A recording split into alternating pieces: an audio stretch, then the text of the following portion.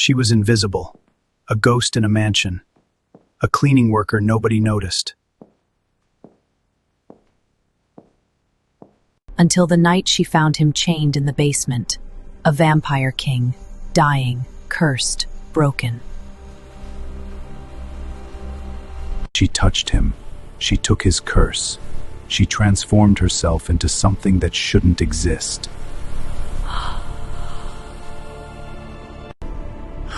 Now he's terrified of her. Now she's the one holding all the power.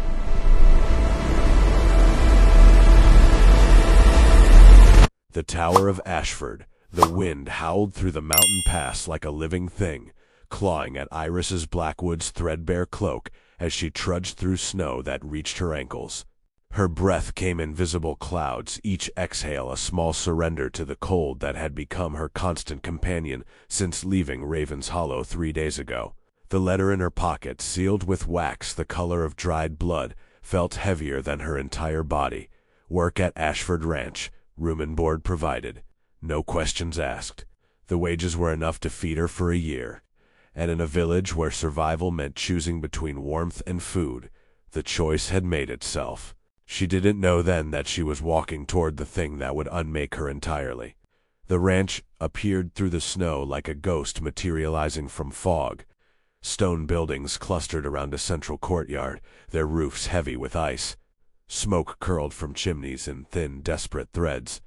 Beyond the main structures, a tower rose from the mountainside itself, as if the stone had grown upward in defiance of the sky. It was impossibly tall, impossibly dark, and Iris felt something in her chest tighten when she looked at it. A warning, perhaps, or recognition of something she couldn't name. The head groundskeeper, a man named Corvus, with eyes like flint and a scar that split his left cheek, met her at the gate. He didn't smile. He didn't offer pleasantries. He simply looked at her the way a merchant might assess livestock, and then he nodded as if she had passed some invisible test.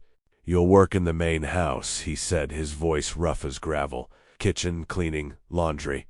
You don't go to the tower. You don't ask about the tower. You don't even look at the tower if you can help it. Understood?" Iris nodded, though confusion bloomed in her chest like frost spreading across glass. Why would a tower require such specific avoidance? What could possibly be so dangerous about a building made of stone? She would learn the answer soon enough, and it would change everything. The main house was warmer than anything Iris had known in her 24 years. There were fireplaces in nearly every room, and the kitchen was a cathedral of heat where copper pots hung like trophies, and the smell of bread and herbs created an almost unbearable comfort. The other servants moved through the space with practiced efficiency, their eyes carefully neutral when they looked at her. No one spoke beyond what was necessary. No one asked her name or where she came from. It was as if the entire household existed under a vow of silence, as if words themselves were dangerous. On her second night, Iris was assigned to clean the library. It was a vast room on the eastern wing, lined floor to ceiling with books that smelled of leather and time. A fire crackled in the hearth, and the warmth made her fingers clumsy as she dusted the shelves. That's when she found it, a journal bound in black leather wedged behind a row of philosophy texts. The pages were filled with handwriting that was sharp and precise, the words of someone accustomed to command. She shouldn't have read it. Every instinct screamed at her to return it immediately, to pretend she had never seen it. But her eyes caught on a single phrase, and she couldn't look away. "The curse spreads like frost through my veins. Soon there will be nothing left but the hunger and the rage. If I cannot break this before the winter solstice, I will have to end it myself. Better death than becoming the monster they all believe me to be." The journal fell from her trembling hands and hit the floor with a sound like a gunshot. Iris stood frozen, her heart hammering against her ribs. A curse. Someone in this house was cursed. Someone was dying. And from the way Corvus had spoken about the tower, from the way the other servants moved through the halls like ghosts, she understood with sudden, terrible clarity that the cursed thing was locked away in that dark stone structure on the mountainside. She should have been afraid. Instead, she felt something else entirely, a pull like a rope tied around her chest, drawing her towards something she didn't understand. The next morning, Iris made a decision that would echo through the rest of her life. She volunteered to help with the tower's maintenance. The head housekeeper, a woman named Margot with silver hair and eyes that had seen too much, looked at her as if she had just announced her intention to walk into a blizzard naked. "Absolutely not," Margot said, her voice final as a door slamming. "No one goes to the tower. No one," but Iris persisted, and persistence, she would learn, was her greatest gift and her most dangerous flaw. She asked why. She asked what was kept there. She asked why a man would be locked away from the world, and slowly, piece by piece, the truth emerged from the servants' careful silences. Lucian Ashford had been the lord of this land for longer than anyone could remember. He was powerful, wealthy, and utterly alone. 3 years ago, a rival had cursed him with dark magic, the kind that ate away at a person from the inside out. The curse was designed to drive him mad, to turn him into something inhuman, something that would destroy everything he touched. The tower was a prison, but not for him. It was a prison for the world, to keep him contained before the curse consumed him entirely, and he became something that couldn't be stopped. "He's dying," Margot said quietly, her hand stilling in the bread dough she had been kneading. "Slowly. The curse takes a little more of him each day. By spring there won't be anything left but the hunger. And when that happens—" She didn't finish the sentence. She didn't need to. The implication hung in the air between them like smoke. That night, Iris lay in her small room in the servants' quarters and listened to the wind howl around the eaves. She thought about the journal, about the words written in a hand that trembled with despair. She thought about a man locked away in a tower, slowly being consumed by something he couldn't fight. She thought about the way Corvus had warned her away from the tower, as if proximity itself was dangerous. And she made another decision, one that would set her on a path from which there was no return. She would go to the tower. She would see what was kept there. And if she could help, if there was any way to ease the suffering of a creature locked away in the dark, she would do it. The tower's entrance was at the base of the mountain, accessible only through a narrow passage that cut through the ranch's outer wall. Iris waited until the household slept, until the fires burned low and the servants' quarters fell silent. She wrapped herself in her cloak, took a lantern from the kitchen, and stepped out into the frozen night. The cold was absolute, the kind that made breathing painful, the kind that seemed to freeze the very marrow in her bones. Snow crunched beneath her feet, impossibly loud in the silence. Every step felt like a betrayal, like she was walking towards something that would devour her. The tower door was made of iron reinforced with silver, and it was locked. But there was a small window, barred but not sealed, and when Iris held her lantern up to it, she could see inside. The interior was lit by a single fire, and in the center of the room, chained to the wall, was a man. He was tall, impossibly tall, with shoulders broad enough to block out the light. His hair was dark, matted with sweat and filth, and his skin had the pallor of someone who hadn't seen sunlight in years. But it was his eyes that stopped her breath. They were red. Not the red of infection or illness, but a deep, burning crimson that seemed to glow in the darkness like embers in a dying fire. When he looked up and saw her face in the window, those eyes widened, and Iris saw something in them that she recognized immediately. Desperation, hunger, and beneath it all, a terrible, aching loneliness. He rose to his feet, and the chains that bound him scraped against the stone floor with a sound like the world breaking. He moved toward the window, and Iris should have run.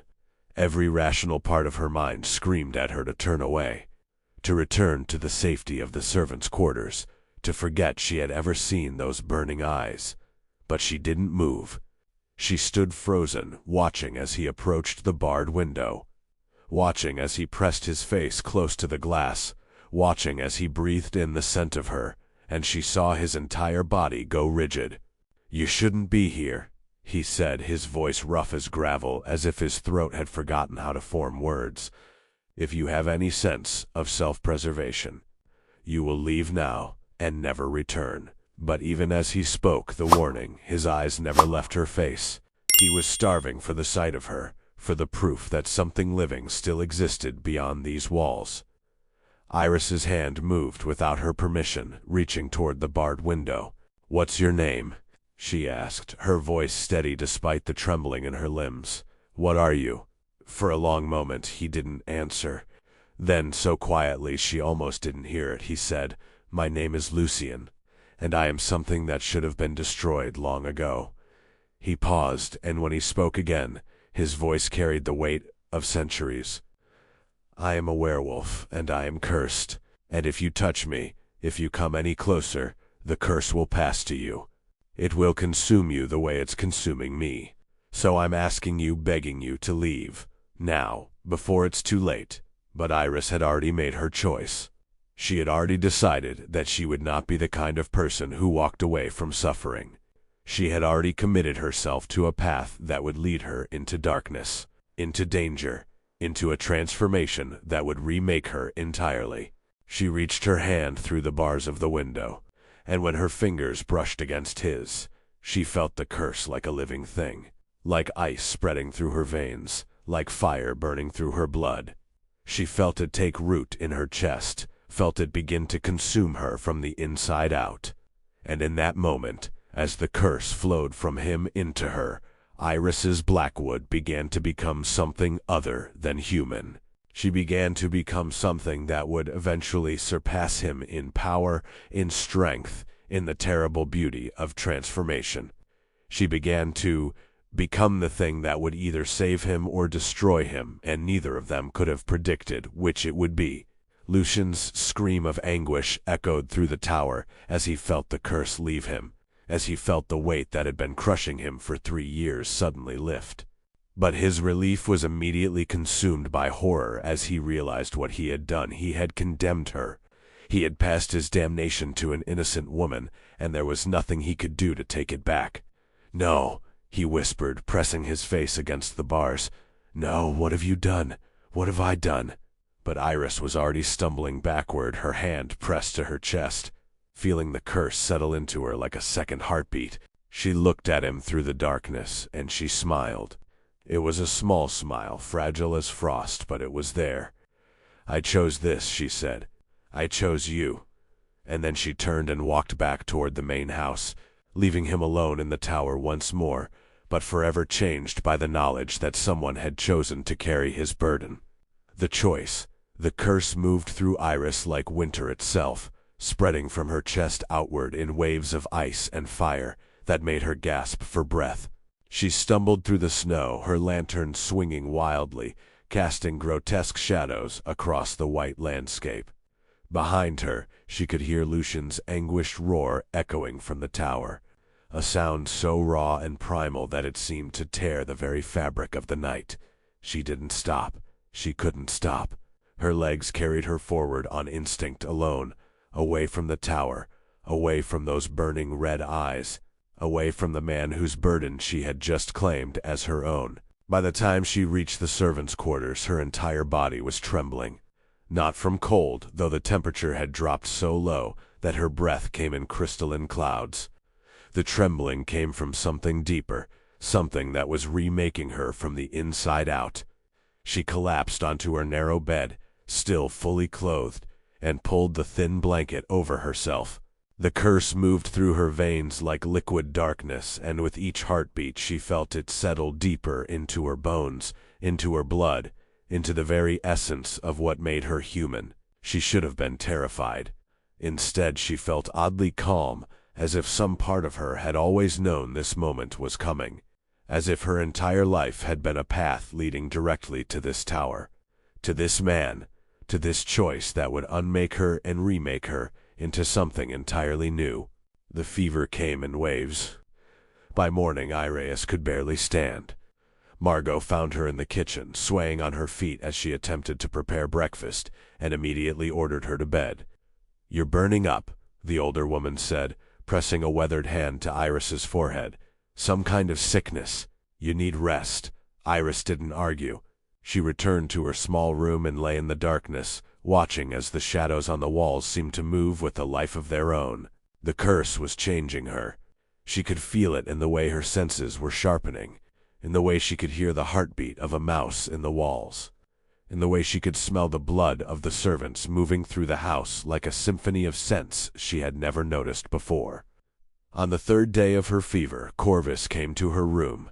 He stood in the doorway, his scarred face unreadable, and he studied her with an intensity that made her skin prickle. "You went to the tower," he said. It wasn't a question. Iris tried to sit up, but the movement sent waves of dizziness through her head. "How did you—" "I've been watching the tower for 3 years," Corvus interrupted, his voice flat as stone. "I know every person who approaches it. I know every moment someone tries to help him. And I know what happens when they do." He stepped into the room and closed the door behind him. "The curse is consuming you. By the end of the week, you'll either be dead or transformed into something that isn't quite human anymore. There's no middle ground. There's no escape." Iris looked at him, and she saw something in his scarred face that she recognized. He had been to the tower too. He had touched Lucian.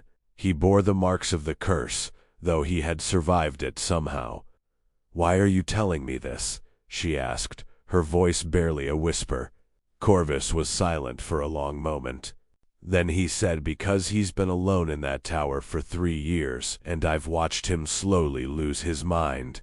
I've heard him screaming in the darkness, begging for death, and I've never been able to do anything to help him." "But you—" "You might be different. You might be strong enough to survive this. And if you do, you might be the only thing that can save him from himself." He left her alone after that, and Iris was left to contemplate the weight of what he had said. She was going to transform. She was going to become something other than human. And when she did, she would have the power to either save Lucian or destroy him. The thought should have terrified her. Instead, it filled her with a strange sense of purpose. The transformation accelerated on the 4th night. Iris woke to find her skin burning, her muscles contracting and expanding as if something was trying to claw its way out of her body. She bit down on the fabric of her pillow to keep from screaming, tasting blood and cotton. Her bones felt like they were breaking and reforming. Her teeth ached as if they were growing sharper. Her fingernails darkened to the color of midnight. The pain was exquisite, absolute, all-consuming. It was the pain of becoming something new, of shedding one skin and growing another. And then, as suddenly as it had begun, the pain stopped. Iris lay gasping on her bed, her body drenched in sweat, her heart hammering against her ribs.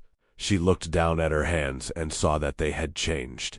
Her skin was paler now, almost luminescent in the darkness. Her fingernails were dark and sharp, more like claws than anything human. When she looked in the small mirror on her wall, she barely recognized herself.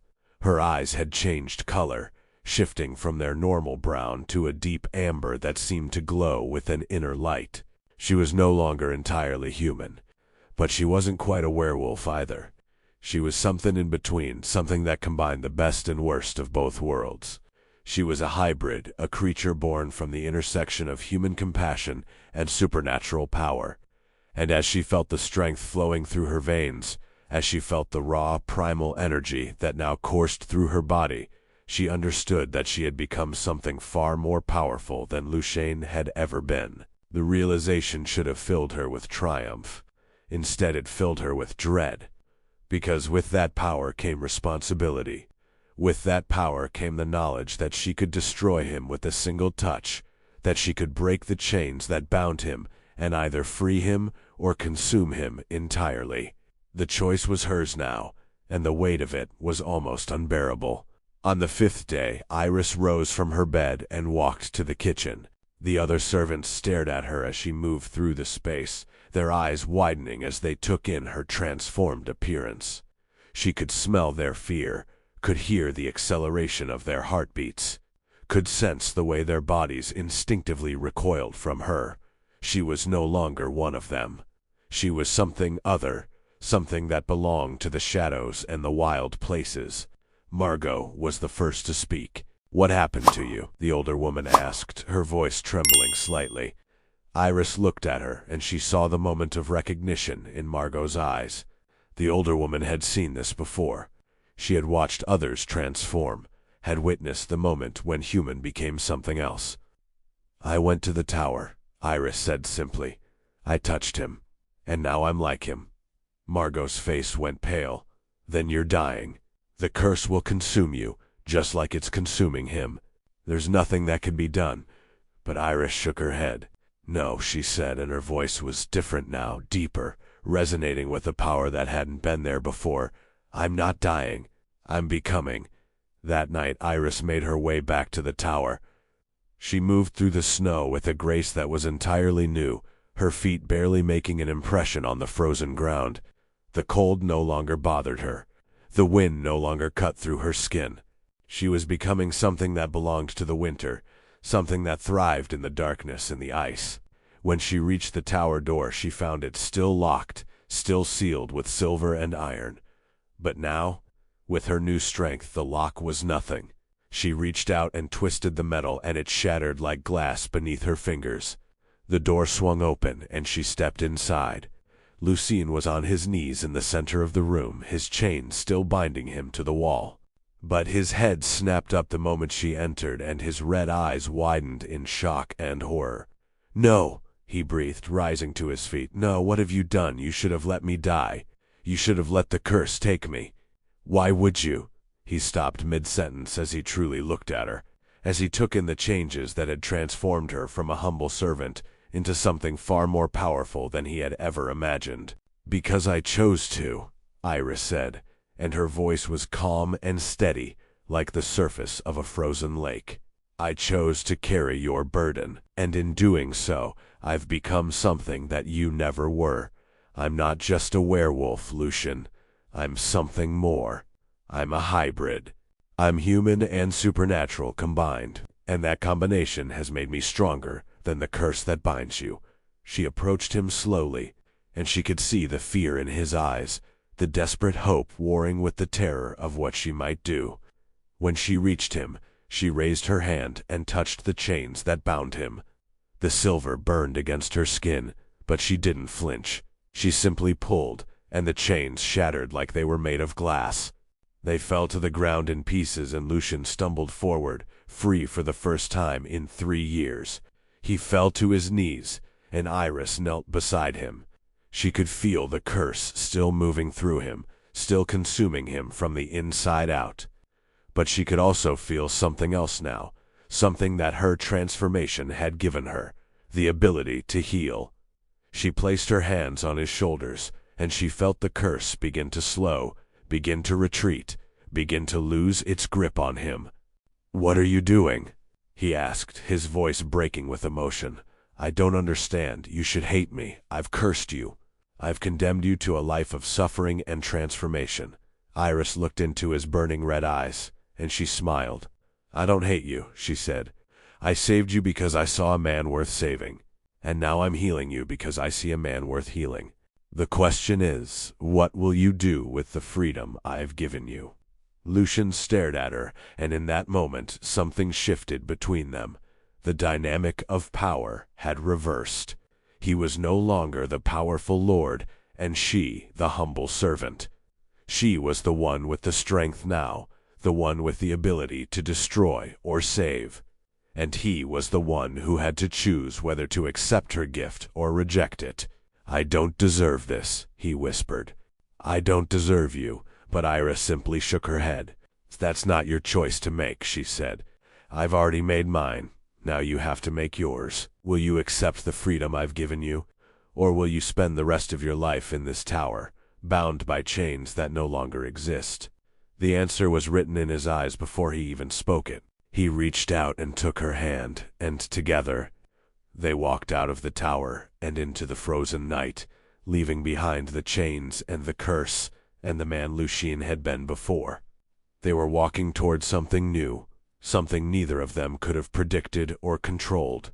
They were walking toward a future where the roles had been completely reversed, where the servant had become the savior, and the Lord had become the one who needed saving.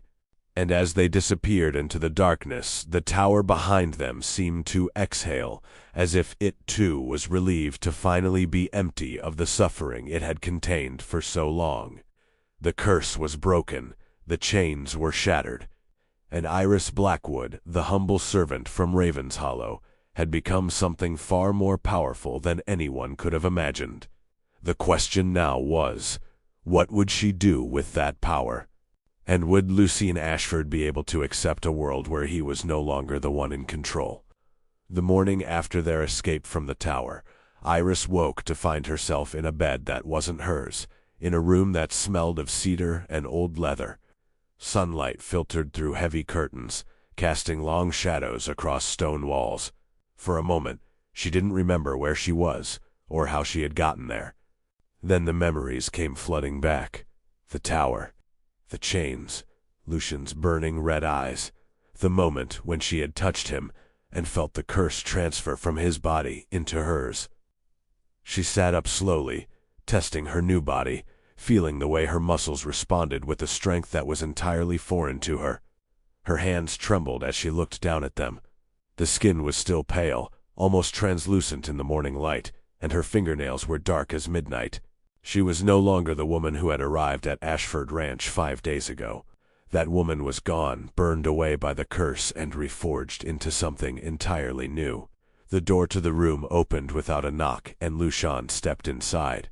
He was dressed in fine clothes now, dark wool and leather that fit his broad shoulders perfectly, and his hair had been washed and combed back from his face. But it was his eyes that made her breath catch. The burning red had faded to a deep crimson, and there was clarity in them now, a sharpness that spoke of a mind returning from the edge of madness. He looked at her for a long moment without speaking, and she could see the war happening behind his eyes, the struggle between gratitude and guilt, between the desire to possess her and the knowledge that she was no longer something that could be possessed. "How do you feel?" he asked finally, his voice careful, measured, as if he was afraid that speaking too loudly might shatter her. Iris considered the question. How did she feel? She felt stronger than she had ever been in her life. She felt the pulse of the curse moving through her veins like a second heartbeat, felt the way her senses had expanded to encompass things she had never noticed before. She could hear the servants moving through the house below them, could smell the bread baking in the kitchen, could sense the fear that radiated from them like heat from a fire. But beneath all of that, she felt something else, a terrible, aching hunger that made her mouth water and her hands clench into fists. "Hungry," she said simply. Lucian nodded as if he had expected this answer. "The curse demands blood," he said, moving to a small table where a crystal decanter sat filled with dark liquid. He poured a glass and handed it to her. "Animal blood. It will sustain you, keep the hunger at bay. I've had the servants prepare it. They know not to ask questions." Iris took the glass with trembling hands and brought it to her lips. The smell alone was intoxicating, and when she drank, it was like fire spreading through her body, like coming home after a lifetime of wandering in the cold. The hunger eased, but it didn't disappear entirely. It simply settled into the background, a constant companion that she would have to learn to live with. She looked at Lucian over the rim of the glass, and she saw him watching her with an expression that was impossible to read. "What happens now?" she asked. "You're free. The curse is broken. What will you do with your freedom?" Lucian turned away from her and walked to the window. He pulled back the heavy curtains, and sunlight flooded the room. Iris flinched, expecting pain, but there was none. The sunlight didn't burn her the way it would have burned a pure werewolf. It was uncomfortable, yes, but bearable. Another sign that she was something different, something that existed in the space between human and supernatural. "I don't know," Lucian said quietly. "For 3 years I've been planning my escape, imagining the moment when I would be free. But now that I am free, I find that I have no idea what to do with that freedom.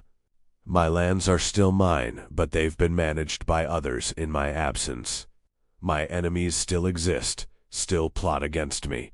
And there's the matter of the one who cursed me in the first place, Dmitri Volkov. He's still out there, still a threat. As long as he lives, I will never truly be free. The name hung in the air between them like a curse itself. Dmitry Volkov, a rival werewolf lord from the frozen territories to the north. A man who had wanted Lucian's lands, his power, his position in the hierarchy of supernatural beings. When Lucian had refused to yield, Dmitry had cursed him, had locked him away in the tower to slowly go mad and die. And now, with Lucian free and Iris transformed, the question became, what would they do about Dmitry? Would they hunt him down and exact revenge? Or would they try to build a new life, away from the violence and the politics of the supernatural world? Then we'll deal with him, Iris said, and her voice was steady, certain. Lucian turned to look at her, and she saw surprise flicker across his face. We? He asked. You've been transformed for less than a week. You don't understand what you're saying. Dmitry is powerful, ancient, ruthless. He's killed dozens of werewolves in his lifetime. He won't hesitate to kill you. But Iris set down the empty glass and rose from the bed. She moved toward Lucian with the grace that was entirely new, her body responding to her will with the precision that was almost supernatural. When she reached him, she placed her hand on his chest, and she could feel his heart beating beneath her palm, could feel the way his entire body tensed at her touch. I'm not asking for your permission, she said. I'm telling you what I intend to do. I've been given this power for a reason, and I intend to use it to protect what's mine. The possessiveness in her voice surprised them both. Lucian looked down at her, and she saw something shift in his expression. The guilt began to fade, replaced by something darker, something more primal. And what exactly is yours? He asked, his voice dropping to a whisper. Iris met his gaze, and she didn't look away. You, she said simply, you're mine. I chose to carry your curse. I chose to transform myself to save you, and I won't let anyone take you from me. Not Dmitry, not your enemies, not the world itself. Lucian reached up and cupped her face in his hands, and she felt the tremor that ran through him. You don't understand what you're saying, he whispered. Once you claim me, once you bind yourself to me in this way, there's no going back. The bond between a werewolf and the one who saves them is absolute. It's eternal. It transcends death itself. But Iris simply smiled, and she leaned forward and kissed him. The kiss was different from anything she had imagined. It was fierce and desperate, and filled with the hunger that had nothing to do with blood. She could taste the curse on his lips, could feel the way his body responded to hers, could sense the moment when he stopped fighting and simply surrendered to what was happening between them. When they broke apart, they were both breathing hard, and Lucian's eyes had shifted back to that burning red that spoke of desire and danger. If you're truly mine, he said, his voice rough with emotion, then you need to understand what that means. It means that anyone who threatens you will answer to me. It means that your enemies become my enemies. It means that I will spend the rest of my existence protecting you, fighting for you, dying for you if necessary. Iris reached up and traced the line of his jaw with her fingertips. And it means that I will do the same for you, she said. We're bound now, Lucian. Not by chains, but by choice. And that's far more powerful than any curse. Over the next few days, Iris began to understand the true scope of what she had become. The servants at Ashford Ranch treated her with a mixture of fear and reverence, as if she had become something sacred and terrible all at once. Margot brought her meals and spoke to her in hushed tones, as if afraid that speaking too loudly might anger her. Corvus watched her with an expression of grim satisfaction, as if he had known all along that this was how things would end. And Lucian followed her everywhere, his eyes never leaving her face, as if he was afraid that if he looked away for even a moment, she would disappear. But there was something else in his gaze too, something that made her skin prickle with awareness. It was the look of a man who had lost control of his own destiny, who had been saved by someone he had expected to destroy him, and who was now utterly dependent on the whims of the woman who held his life in her hands. One evening, as Iris stood on the balcony overlooking the frozen landscape, Lucien came to stand beside her.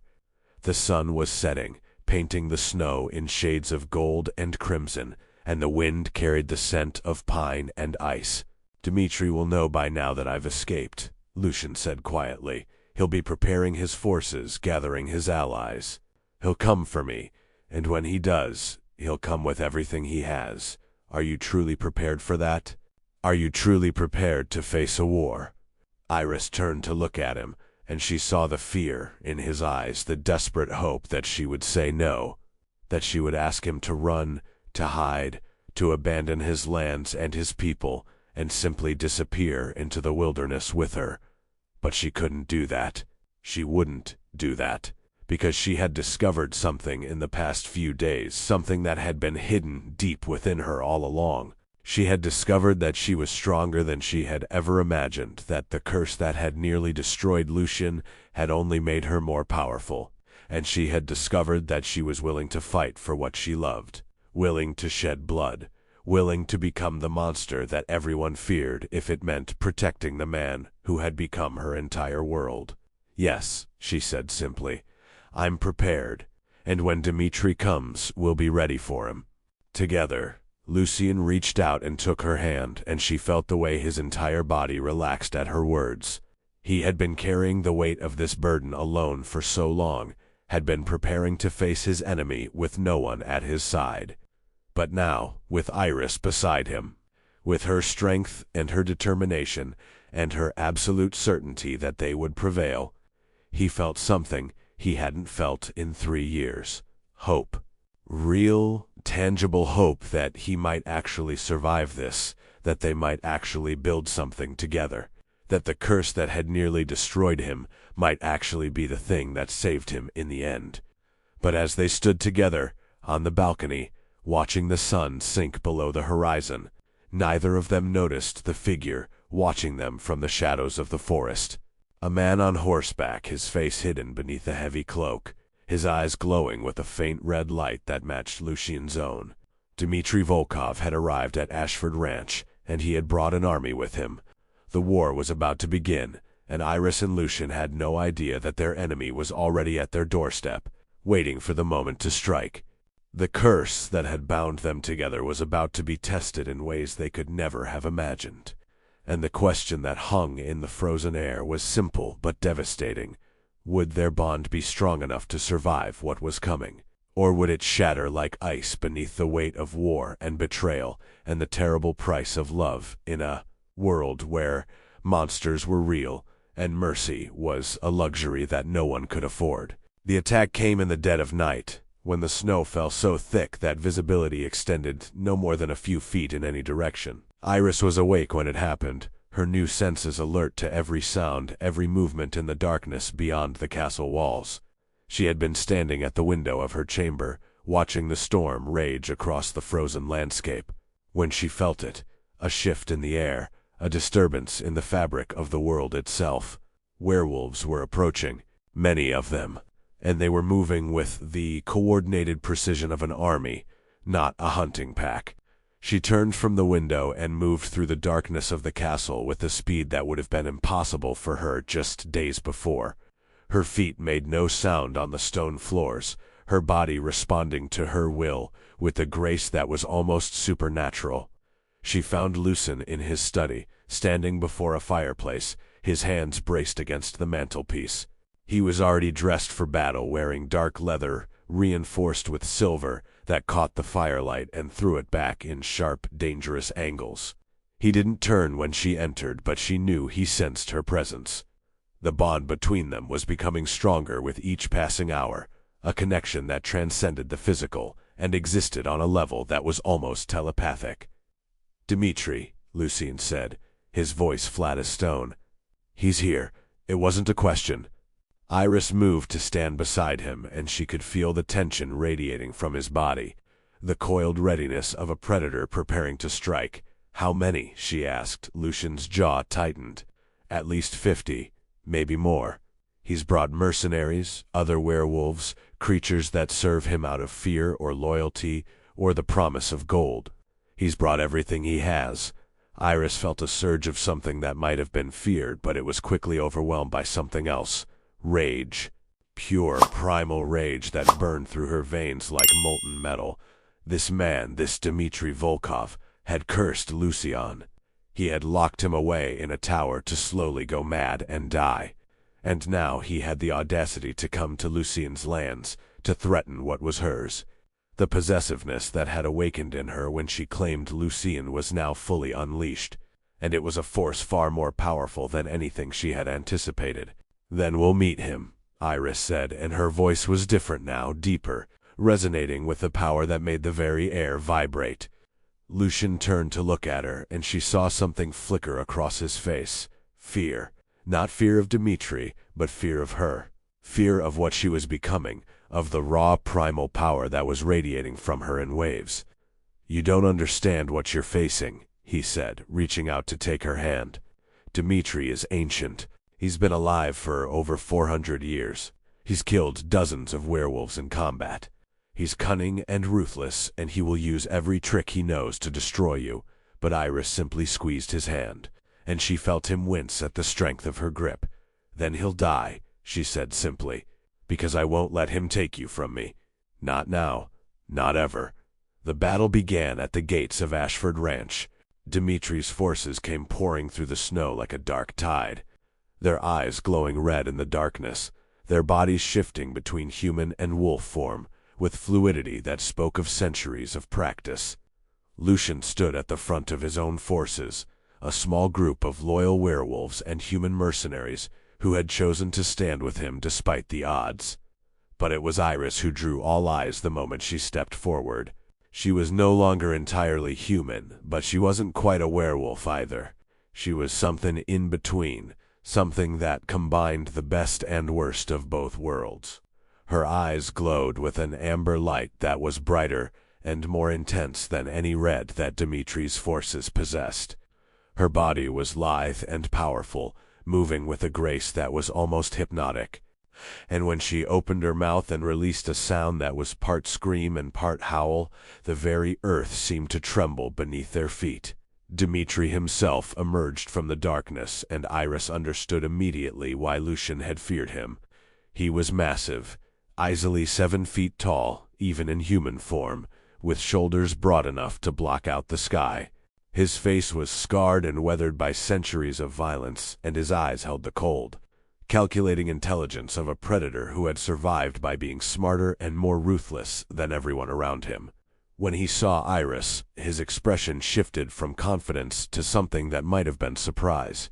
"So," he said, his voice a low rumble that carried across the frozen battlefield, "Lucian has found himself a new toy. How touching. And how foolish." He took a step forward and his body began to shift, his human form giving way to that of a massive wolf, his fur dark as midnight, his teeth like daggers of ivory. The battle erupted around them, a chaos of snarling and screaming, and the sound of bodies colliding in the snow. But Iris's focus was entirely on Dmitri. She felt Lucian try to move toward her to protect her, but she held up a hand and he stopped, understanding without words that this was her fight. This was her moment to prove that she was more than just a woman who had been cursed. She was a warrior. She was a force of nature. She was something that the world had never seen before.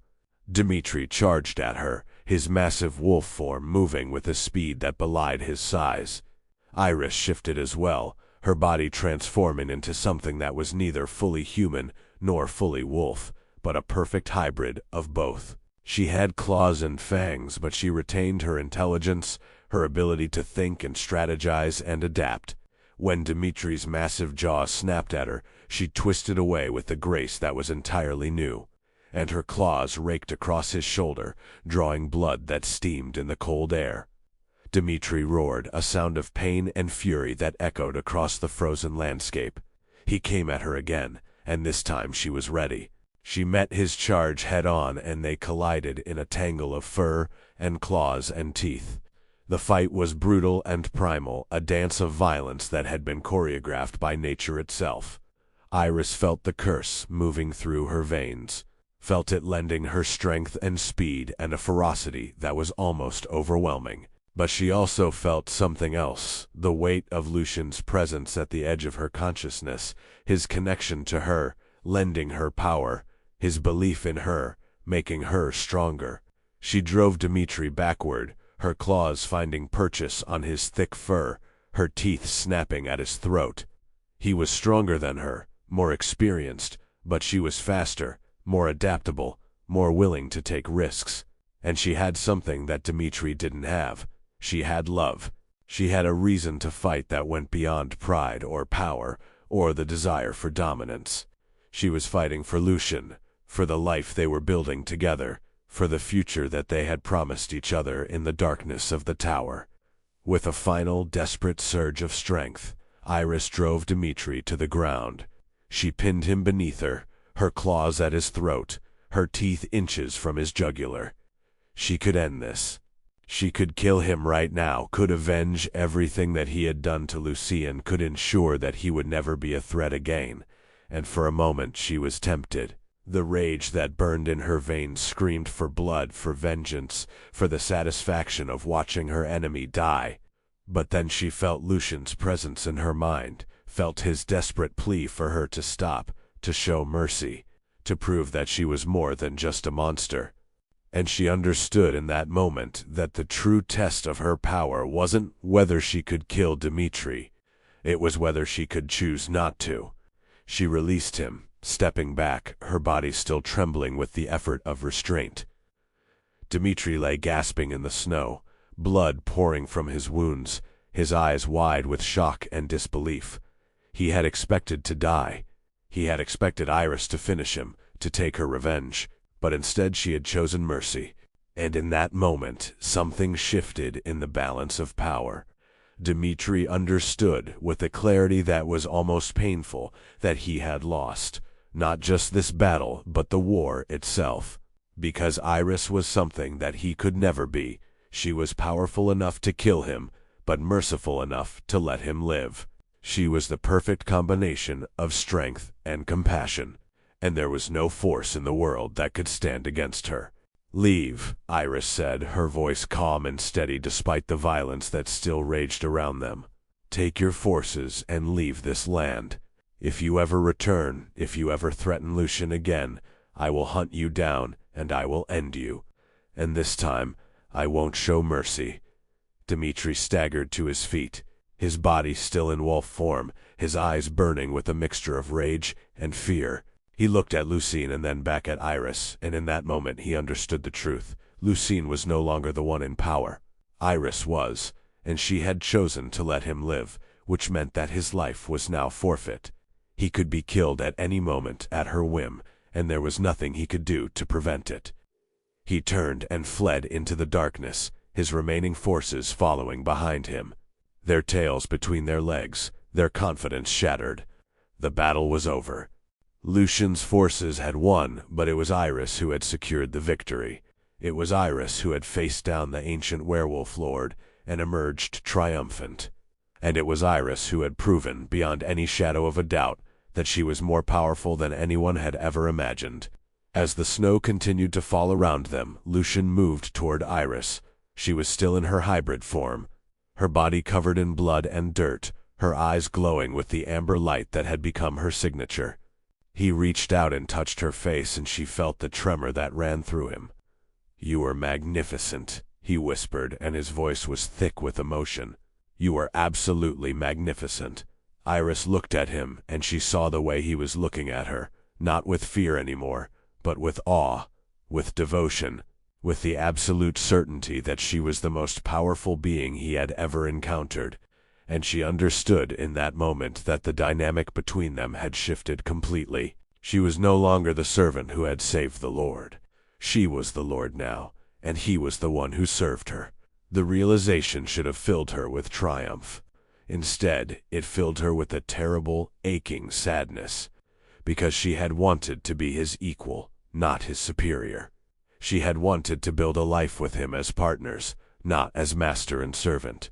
But the curse had made her something far more powerful than he could ever be, and there was no way to undo that transformation. "Come," she said, taking his hand. "We need to tend to the wounded and secure the perimeter. Dmitri may return with reinforcements." Lucian nodded, but his eyes never left her face.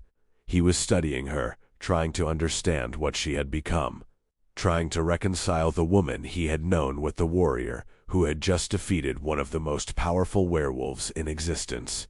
And Iris could see the moment when he came to a realization that made his entire body go rigid. He understood finally what she had always known, that she was no longer bound to him by gratitude or obligation or the debt of having saved his life. She was bound to him by choice, and that choice could be unmade at any moment. She could leave him. She could take his lands, his power, his position in the supernatural hierarchy. She could become the ruler of this frozen realm, and he would have no power to stop her. The question that hung in the frozen air between them was simple but devastating. Would she choose to stay with him, or would she choose to claim the power that was rightfully hers? The weeks that followed the battle were a strange mixture of triumph and uncertainty. Ashford Ranch had been secured, the wounded tended to, and Dimitri's forces had retreated into the frozen wilderness, their tails between their legs. But victory had come at a cost that neither Iris nor Lucian had fully anticipated. The servants who had once served Lucian with quiet respect now looked at Iris with something that bordered on fear mixed with reverence. She had become something more than human, something that transcended the normal hierarchy of power and dominance. She was a force of nature, a being that existed outside the rules that governed both human and supernatural worlds. And Lucian, the man who had once been the undisputed lord of these lands, had become something else entirely. He had become the consort of the most powerful creature in the realm. Iris felt the weight of this shift every moment of every day. She would catch Lucian watching her when he thought she wasn't paying attention. His eyes filled with a complex mixture of emotions that she couldn't quite parse. There was love there, yes.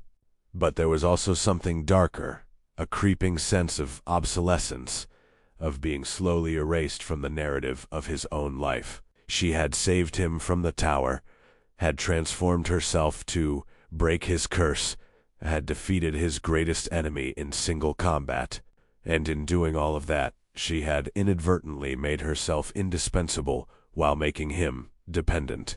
The irony was not lost on her. One evening, as snow fell thick and heavy outside the castle windows, Iris found Lucian in the library where she had first discovered his journal. He was standing before the fireplace, a glass of dark wine in his hand, staring into the flames as if they held the answers to questions he was afraid to ask. She moved toward him silently, her footsteps making no sound on the stone floor. Even after weeks of transformation, she still sometimes forgot how much her body had changed, how much more graceful and silent her movements had become. When she reached him, she placed her hand on his shoulder, and she felt him tense beneath her touch. "What are you thinking?" she asked, her voice soft as falling snow. Lucian was silent for a long moment before he answered. "I'm thinking about what comes next," he said finally. "I'm thinking about the fact that I have no idea who I am anymore. For 300 years I was the lord of Ashford Ranch. I was powerful, feared, respected.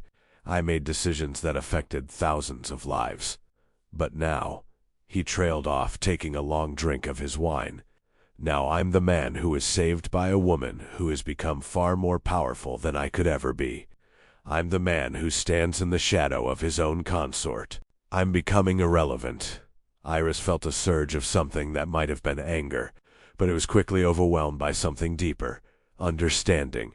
She had been so focused on her own transformation, on the intoxicating rush of power that came with her new abilities, that she had failed to consider what her ascension meant for Lucian. She had taken his burden, yes, but in doing so, she had also taken his purpose. She had made him unnecessary. And for a man who had defined himself by his power and his position for 3 centuries, that was a kind of death far more terrible than any physical wound. "You're not irrelevant," she said, moving around to face him. You're essential. You're the reason I'm here. You're the reason I chose to transform myself. You're the reason I fought Dimitri. Everything I've done for you." But even as she spoke the words, she knew they weren't entirely true. She had fought Dimitri not just for Lucian, but for herself.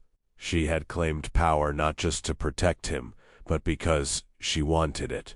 She had become something greater than human, not out of pure love, but out of a desire to be more than she had been. And Lucian could see that truth written across her face. "That's the problem," he said quietly. "You've done everything for me, and in doing so, you've made me a passenger in my own life. I don't want to be saved anymore, Iris. I don't want to be protected. I want to be a partner. I want to be someone who matters, someone who contributes, someone who isn't just standing in the background while you reshape the world." He set down his wine glass and turned to face her fully. "I want to be your equal." The words hung in the air between them like a curse, because they both knew the truth. He could never be her equal. The curse had made her something that transcended his power, his experience, his centuries of accumulated knowledge. She was faster, stronger, more adaptable, more resilient. She could heal from wounds that would kill him. She could sense things that he couldn't perceive. She was, in every measurable way, his superior. And there was no magic, no ritual, no transformation that could change that fundamental truth. "Then what do you want me to do?" Iris asked, and her voice was sharp with frustration. "Do you want me to pretend to be weaker than I am? Do you want me to hold back, to limit myself, to make myself smaller so that you can feel like you matter? Because I won't do that. I won't diminish myself for anyone, not even for you." She saw the flinch in his expression, saw the way her words struck him like physical blows, but she couldn't stop herself. The rage that had been building inside her for weeks was finally finding an outlet. "I gave up everything to save you. I gave up my humanity. I gave up my normal life. I gave up the possibility of ever being truly human again. And you're standing here, telling me that it's not enough? That I'm not enough?" Lucian reached out to touch her, but she pulled away from him. "Don't," she said. "Don't touch me right now. I need to think. I need to understand what I've become and what I want to do with this power. And I can't do that if you're standing here making me feel guilty for being stronger than you." She turned and walked away from him, leaving him alone in the library with his wine and his wounded pride and the terrible knowledge that he had lost her, not to another man, but to the very power that she had claimed to save him. Iris spent the next 3 days in the tower. Not the tower where Lucian had been imprisoned, but a different one, one that overlooked the entire realm. She stood at the windows and looked out over the frozen landscape, and she tried to understand what she was becoming. The curse had given her power, yes, but it had also given her something else, a hunger for more. She could feel it growing inside her, a dark and primal need to expand her influence, to claim more territory, to gather more followers, to become something so powerful that no one would ever dare to challenge her again. It was intoxicating and terrifying in equal measure. On the 4th day, Corvus came to find her. The scarred groundskeeper climbed the tower stairs with a patience that spoke of someone who had done this many times before. When he reached her, he stood silently for a long moment, simply looking at her with those flint-colored eyes.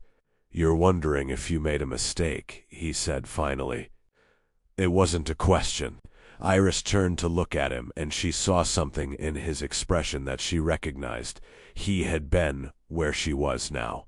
He had been transformed by the curse, had felt the intoxicating rush of power, had struggled with the weight of what he had become. "Did you?" she asked. "Did you make a mistake when you touched Lucian?"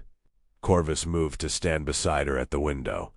"I touched him because I thought I could save him," he said quietly. "I thought that if I took the curse from him, I could bear it better than he could. I thought that my strength was enough to survive what would destroy him, but I was wrong. The curse didn't destroy me, but it changed me. It made me into something that I didn't recognize. And for a long time I hated myself for that transformation. I hated what I had become. I hated the power that I had claimed, because I knew that it came at a cost that I could never fully repay. He paused, and when he spoke again, his voice was barely above a whisper. But then I realized something. The curse didn't make me into a monster. It made me into a choice. Every day, I choose what I do with this power.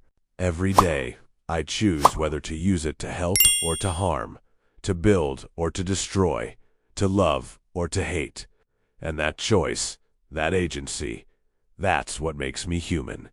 That's what separates me from the curse itself. The curse is just power. What I do with that power is what defines me. Iris listened to his words, and she felt something shift inside her. She had been so focused on the power itself, on the intoxicating rush of strength and dominance, that she had forgotten about the choice. She had forgotten that power without purpose was just destruction. She had forgotten that the real test of her transformation wasn't whether she could defeat Dmitri, or claim Lucian's lands, or reshape the world in her image. The real test was whether she could choose to be more than just a force of nature, whether she could choose to be human, even though she was no longer entirely human. "What happened to you?" she asked Corvus. "After you were transformed, what did you do?" Corvus smiled, and it was a sad, knowing smile. "I stayed," he said. "I stayed with Lucian, and I helped him survive. I became his right hand, his confidant, his friend. I gave my power a purpose, and that purpose was to serve someone I cared about. Not out of obligation, not out of debt, but out of choice. And in doing that, I found something that I didn't expect to find. I found peace." Iris looked at him, and she understood what he was telling her. She had a choice to make. She could continue down the path she was on, claiming more power, expanding her influence, becoming something so vast and terrible that no one would dare to challenge her. Or she could choose something different. She could choose to use her power in service of something greater than herself. She could choose to be a partner to Lucian, not in the sense of being his equal in power, but in the sense of being his equal in purpose. She could choose to build something with him rather than building something over him. The realization was both liberating and terrifying, because it meant that she would have to give up some of the intoxicating rush of power. It meant that she would have to accept limitations, not because they were imposed on her, but because she chose to impose them on herself. It meant that she would have to trust Lucian, not because he was strong enough to protect her, but because he was wise enough to guide her. And it meant that she would have to accept that being powerful didn't mean being alone. She descended from the tower and found Lucian in the courtyard, overseeing the repairs to the castle walls that had been damaged in the battle. When he saw her, his entire body went rigid, and she could see the fear in his eyes. He was afraid that she had come to tell him that she was leaving, that she had decided that she no longer needed him, that the bond between them had been broken by the weight of her power. But instead, she walked toward him and took his hand. "I'm sorry," she said simply. "I'm sorry for making you feel like you didn't matter. I'm sorry for letting the power consume me. I'm sorry for forgetting that the reason I wanted this power in the first place was to protect you, to be with you, to build a life with you. And I'm sorry for making you feel like you had to be something other than what you are." Lucian stared at her, and she saw tears begin to form in his eyes. "What are you saying?" he asked, his voice barely above a whisper. "I'm saying that I choose you," Iris said. "Not because you're strong enough to deserve me, and not because I'm weak enough to need you. I'm choosing you because I love you. And I'm choosing to use this power not to dominate you or to make you irrelevant, but to protect you, to support you, to build something with you that neither of us could build alone." She squeezed his hand, and she felt him squeeze back, felt the moment when he understood that she was truly offering him a partnership, not a subordination. "Then we'll rule together," Lucian said, and his voice was steady now, filled with a certainty that had been absent for weeks. "Not as lord and consort, but as equals in purpose, if not in power. You'll be the strength, and I'll be the wisdom. You'll be the force, and I'll be the strategy. Together, will be something that neither of us could be alone." Iris smiled, and she leaned forward and kissed him, and in that moment she felt the curse settle into a new equilibrium. It was no longer a burden that she carried alone. It was a bond that she shared with him, a connection that transcended power and dominance, and all the other things that had seemed so important just days before. But even as she kissed him, even as she felt the warmth of his body against hers, she felt something else, a whisper of doubt, a shadow of uncertainty. Because she had made a choice to limit herself, to accept a partnership that would require her to hold back her full potential. And she couldn't shake the feeling that this choice, this sacrifice, would eventually demand a price that neither of them was prepared to pay. The curse was still moving through her veins, still growing stronger with each passing day, and she had no idea what would happen when it reached its full power, when it demanded more from her than she was willing to give. The question that hung in the frozen air between them was simple, but devastating. Would their love be strong enough to survive what was coming? Or would the curse eventually consume them both, leaving nothing but ashes and regret in its wake? The winter solstice arrived with a silence so profound that it seemed to swallow sound itself. Snow fell in thick, heavy flakes that accumulated faster than the servants could clear it, transforming Ashford Ranch into a landscape of white and shadow. Iris stood at the highest tower window, watching the storm rage across the frozen realm, and she felt the curse moving through her veins with a rhythm that had become almost hypnotic. It was stronger now, far stronger than it had been when she first claimed it from Lucien. The power that had felt intoxicating weeks ago now felt like a living thing inside her, something with its own hunger, its own will, its own terrible purpose. She could feel it pushing against the boundaries of her consciousness, demanding more, always demanding more. Lucien found her there as the sun began its descent toward the horizon, painting the snow in shades of crimson and gold. He had learned not to approach her too quickly, not to touch her without warning. The curse made her unpredictable, made her senses hypervigilant, made her capable of lashing out at the slightest provocation. But he had also learned that she needed him, needed his presence, needed the anchor that his love provided to keep her tethered to her humanity. He stood beside her at the window, careful not to touch her, and he waited for her to acknowledge his presence. "I can feel it changing," Iris said quietly, her voice barely above a whisper. "The curse. It's not just moving through me anymore. It's becoming part of me. It's rewriting me from the inside out." She turned to look at him, and he saw the fear in her amber eyes, the desperate need for reassurance that he might not be able to provide. "I'm afraid, Lucien. I'm afraid of what I'm becoming.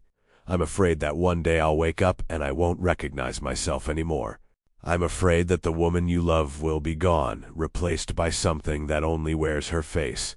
Lucien reached out and took her hand, and he felt the tremor that ran through her at his touch. "Then we'll face it together," he said, his voice steady and certain. "Whatever you're becoming, we'll face it together. I won't let you disappear. I won't let the curse consume you. I will anchor you to this world, to this life, to me for as long as it takes." But even as he spoke the words, he knew they were a lie. He could feel the power radiating from her, could sense the way the curse was transforming her into something that transcended his ability to protect or control. He was losing her, slowly but inevitably, to the very power that she had claimed to save him. That night, Iris had a dream. She was standing in a vast chamber made of black stone, and the walls were covered with symbols that seemed to writhe and shift in the darkness. At the center of the chamber stood a figure, tall and impossibly ancient, with eyes that burned with a red light so intense that it seemed to consume everything around it. The figure reached out toward her, and she felt the curse surge through her veins with a force that was almost unbearable. The figure spoke, and its voice was like the grinding of continents, like the sound of worlds colliding. It said her name, but it wasn't her name. It was something older, something that predated her human identity, something that belonged to the curse itself. She woke, gasping, her body drenched in sweat, her heart hammering against her ribs. Lucien was beside her, his arms wrapped around her, his voice whispering reassurances that she could barely hear over the roaring in her ears. She clung to him, desperate for the anchor of his presence, desperate for the proof that she was still herself, still Iris, still the woman who had chosen to save him. But even as she held him, she could feel the dream pulling at her, could feel the presence of that ancient figure lingering at the edges of her consciousness. By morning, she knew what she had to do. She had to find the source of the curse. She had to understand what she was becoming, and she had to discover whether there was any way to control the transformation that was consuming her from the inside out. She told Lucien of her decision, and she saw the fear flicker across his face, saw the moment when he understood that she was planning to leave him, at least temporarily, to pursue answers that he couldn't provide. "Where will you go?" he asked, his voice tight with barely suppressed panic. Iris moved to the window and looked out over the frozen landscape. "There's a place," she said slowly, "a place that Corvus mentioned once, in passing. A sanctuary for those who have been cursed, a place where the ancient magic still dwells. It's somewhere in the northern territories, beyond the reach of civilization, beyond the reach of anyone who might try to stop me. I have to go there. I have to understand what's happening to me." Lucien moved toward her, and she could see the desperation in his eyes. "Then, I'm coming with you," he said, but Iris shook her head. "No," she said firmly. "You can't. The journey is too dangerous for someone who isn't transformed. And besides, I need you to stay here and hold the lands. I need you to be the lord of Ashford Ranch while I'm gone. I need you to prove to yourself that you're more than just the man I saved. I need you to prove that you matter, that you have value, that you're not just a passenger in your own life." The words were cruel, but they were also true, and Lucien understood that she was giving him a gift, even as she was tearing his heart out. She was giving him the opportunity to reclaim his identity, to rebuild his sense of self, to become the man he had been before the curse had consumed him. And she was doing it by leaving him, by forcing him to stand alone and face the world without her strength to lean on. 3 days later, Iris stood at the gates of Ashford Ranch, dressed in dark leather and furs, her eyes glowing with that amber light that had become her signature. Behind her, a small group of loyal followers had gathered, creatures who had been transformed by the curse, and who had chosen to follow her rather than Lucien. They were her army, her disciples, her proof that she was becoming something far greater than a simple hybrid werewolf. They were the beginning of a new order, a new hierarchy, a new way of being in the world. Lucien stood at the gate, watching her prepare to leave, and he felt something break inside him. He had known this was coming, had sensed it in the way she moved, in the way she spoke, in the way she looked at him with a mixture of love and pity that was almost unbearable. She was outgrowing him. She was becoming something that he could never be, and there was nothing he could do to stop it. He reached out and took her hand one last time, and he felt the power radiating from her, felt the way the curse had transformed her into something that was barely recognizable as the woman he had fallen in love with. "Come back to me," he whispered, and his voice was broken, desperate, filled with a need that he couldn't hide. Iris looked at him, and he saw tears in her eyes, saw the moment when her resolve wavered, when she considered staying, when she considered giving up her quest for power and knowledge in favor of a simple life with him. But the moment passed, and her expression hardened once more. "I will," she said, and he knew she was lying. She would come back, yes, but she would not be the same. She would return as something greater, something more powerful, something that would make their current relationship seem like a quaint memory of a simpler time. She would return as a queen, and he would be forced to choose whether to kneel before her or to stand against her. She turned and walked away from him, and he watched as she disappeared into the snow, leading her followers toward the northern territories, toward the sanctuary of the cursed, toward a destiny that he could not follow. And as he stood alone at the gates of his ranch, watching the snow fall around him, he understood with terrible clarity that he had lost her. Not to death, not to another man, but to the very power that she had claimed to save him. The curse had taken her from him, just as surely as it had taken him from the world 3 years ago. But Lucien was not a man who accepted defeat easily. As he turned and walked back toward the castle, his mind was already working, already planning, already calculating how he might reclaim what he had lost. He had spent 300 years learning how to survive, how to adapt, how to overcome impossible odds. And he would not let a woman, no matter how powerful, no matter how transformed, take away everything that he had fought so hard to reclaim. He would find a way to bring her back. He would find a way to make her choose him over power. And if he couldn't do that, then he would find a way to become powerful enough to stand beside her as an equal. The question that hung in the frozen air was simple but devastating. Would Lucien's determination be enough to reclaim Iris? Or would she continue on her path toward godhood, leaving him behind as nothing more than a memory of the man she had once loved? And what would happen when she discovered the truth about the curse, about the ancient figure that had spoken to her in her dreams, about the terrible price that her transformation would eventually demand? The answers to these questions would determine not just the fate of Iris and Lucien, but the fate of the entire frozen realm itself. The sanctuary of the cursed was hidden in a place that existed between worlds, accessible only to those who carried the mark of transformation in their blood. Iris and her followers traveled for weeks through the frozen wilderness, moving through blizzards that would have killed ordinary humans, crossing frozen rivers that cracked beneath their feet, climbing mountains so high that the air itself seemed too thin and disappear.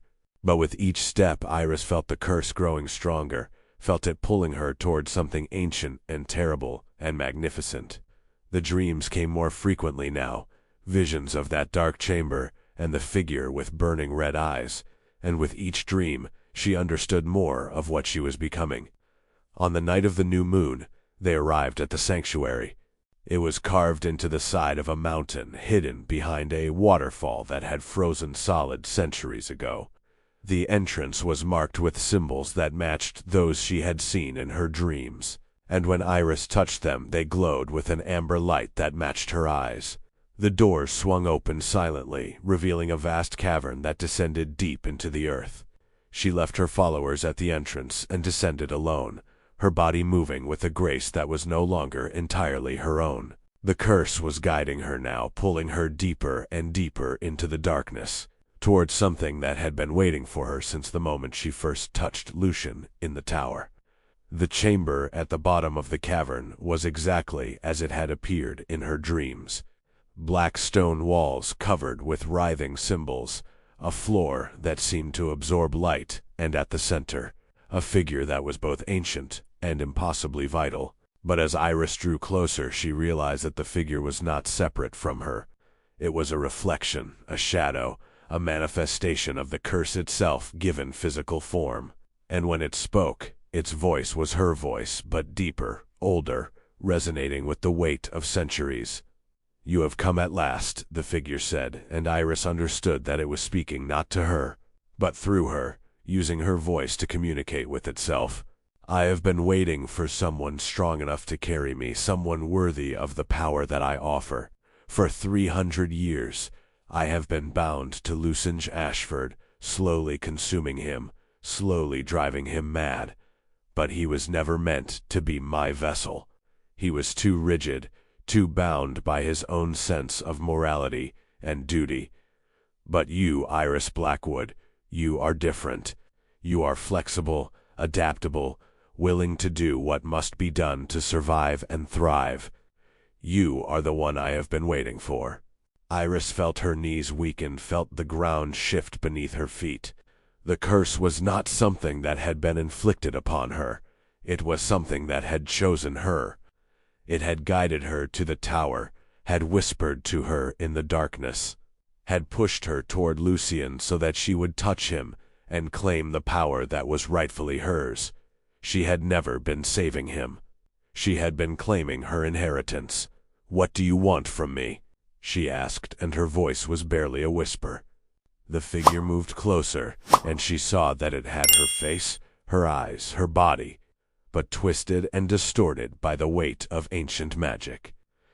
It reached out and touched her chest, and she felt the curse surge through her veins with a force that was almost unbearable. "It wants to show you what you can become," the figure said. "It wants to show you the true extent of your power. It wants to show you that you are not just a hybrid werewolf, not just a woman who was cursed. You are the vessel of something far greater. You are the chosen one, the one who will reshape the world in the image of the curse itself." The vision that followed was overwhelming. Iris saw herself standing at the center of a vast kingdom, with thousands of followers kneeling before her, their eyes glowing with that same amber light that marked her as transformed. She saw herself commanding armies, reshaping the landscape, bending the very laws of nature to her will. She saw herself becoming a god, immortal and all-powerful, feared and worshipped in equal measure. And for a moment, just a moment, she wanted it. She wanted the power, the dominion, the absolute certainty that came with being the most powerful being in existence.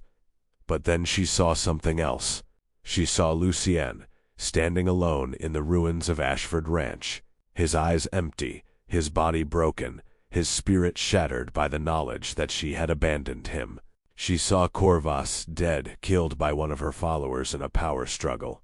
She saw the villages and towns of the frozen realm burning, their inhabitants slaughtered in the name of her ascension.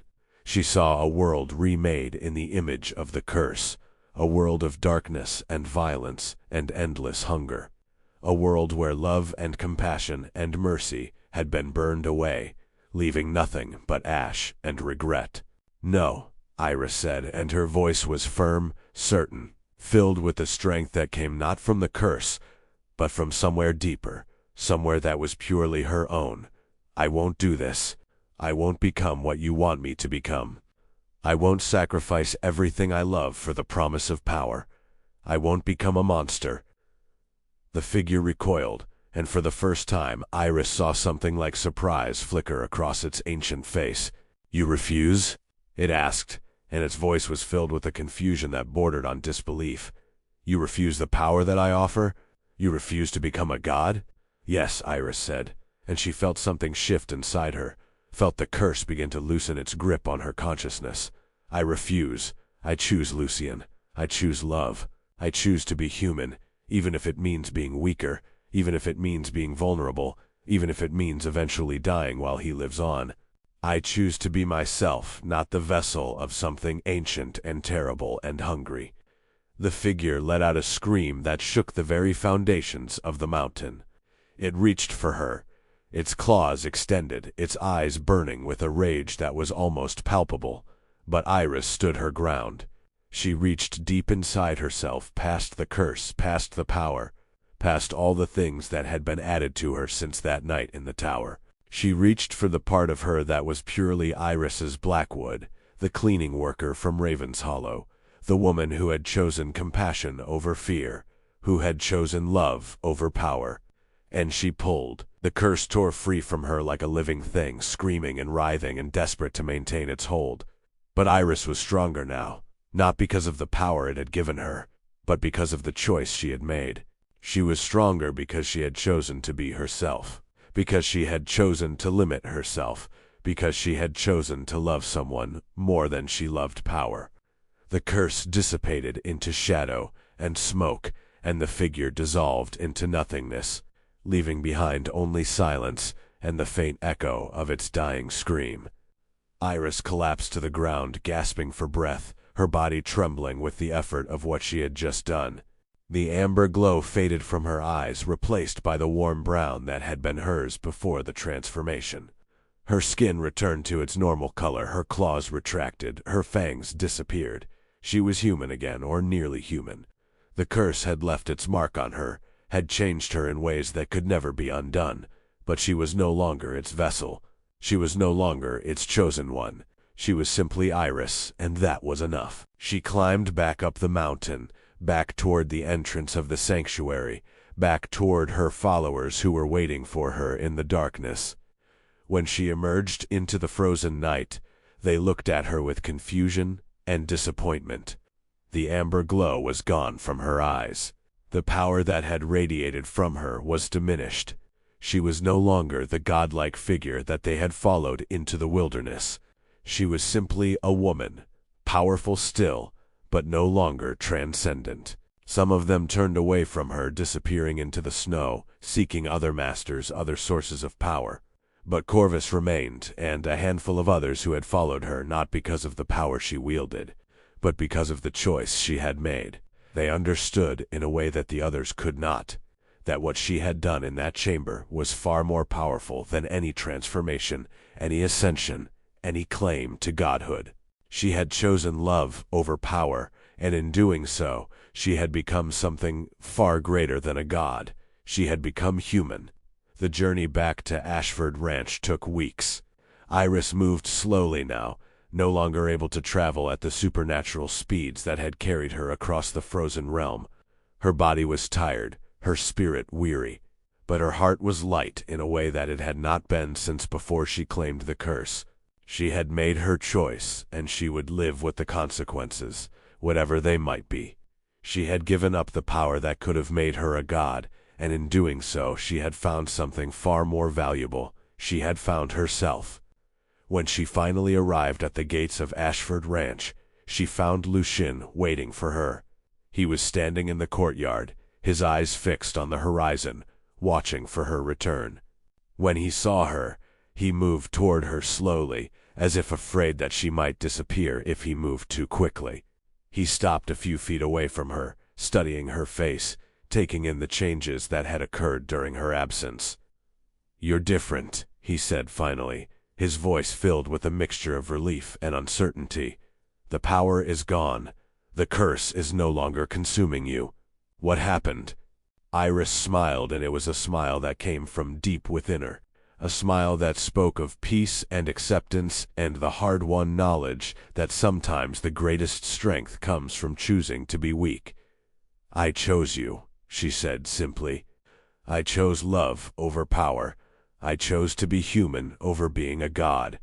And I chose to come home." Lucien reached out and pulled her into his arms, and she felt him trembling against her, felt the tears that streamed down his face, felt the moment when he understood that she had truly come back to him, not as a god or a monster or a force of nature, but as a woman who loved him more than she loved power. And in that moment, in the frozen courtyard of Ashford Ranch, with the snow falling around them and the wind howling through the mountains, they understood that they had finally found what they had been searching for all along. Not power, not dominion, not the ability to reshape the world in their image, but simply each other, and the knowledge that love was the most powerful force in existence. The winter that followed Iris's return was unlike any that the frozen realm had ever experienced. The snow fell softer now, less like a weapon, and more like a benediction. The wind that had howled through the mountains for so long seemed to have lost its edge, its fury tempered by something that felt almost like forgiveness. Iris stood in the courtyard of Ashford Ranch, watching the servants move through their daily tasks, and she felt a peace that she had never known before. The curse was gone, burned away in that dark chamber beneath the mountain, but its mark remained. She was still stronger than a normal human, still faster, still capable of things that defied explanation. But the hunger was gone. The desperate need for more power, more dominion, more control had been replaced by something far more valuable: contentment. Lucien had changed too. In the weeks since her return, he had begun to reclaim his identity as the Lord of Ashford Ranch.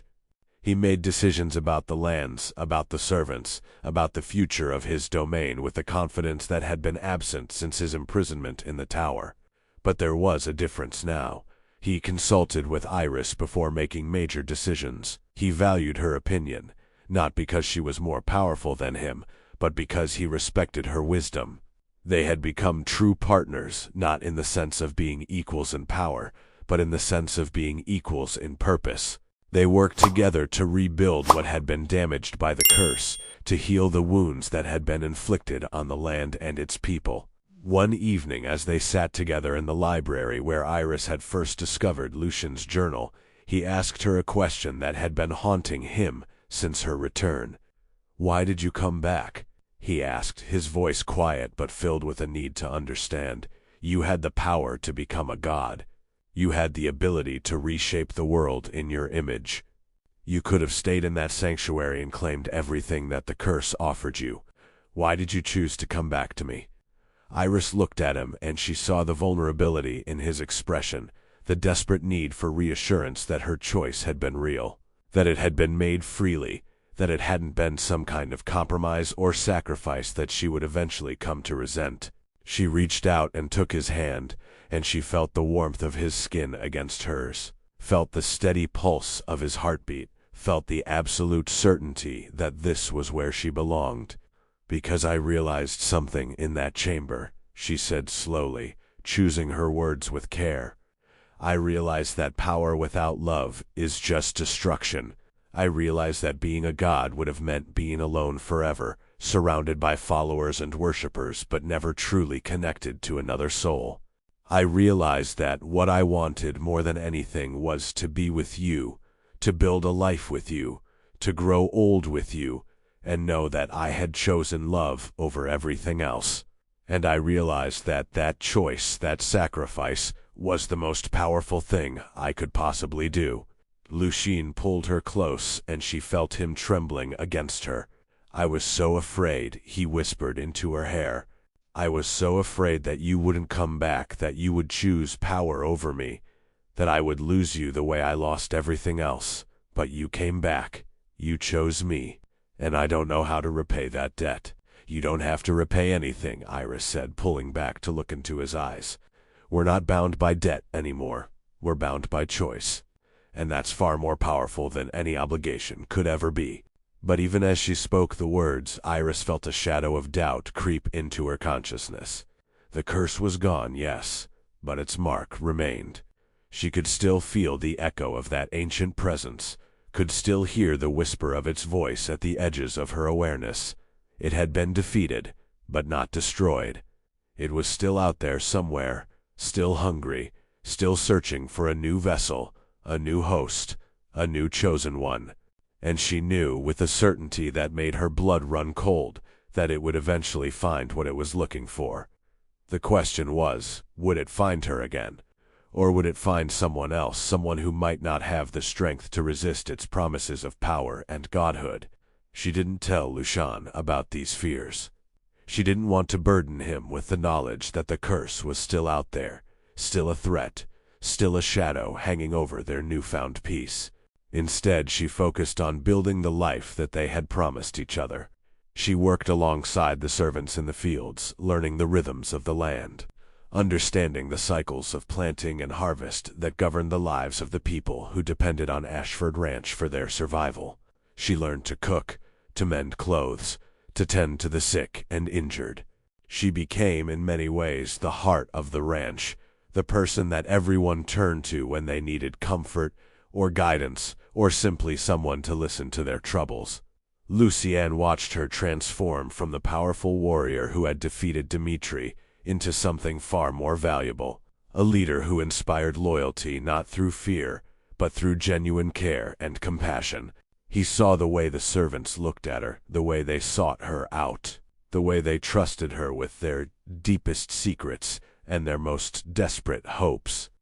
And he understood, finally, that she had been right all along. Power without love was just destruction. But love, combined with strength, was something that could truly change the world. 3 months after Iris's return, Corvus came to them with news that made Lucian's blood run cold. There had been reports from the northern territories, whispers of a new power rising in the frozen lands.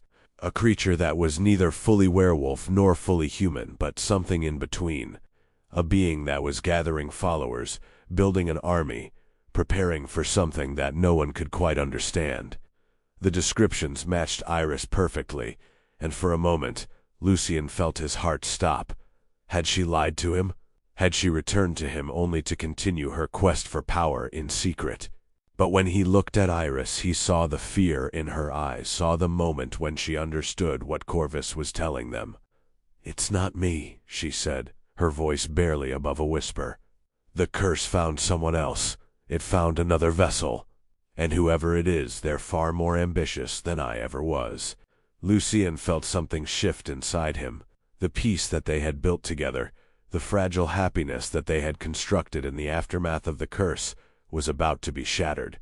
Because the curse was still out there, still hungry, still searching for a way to reshape the world in its image.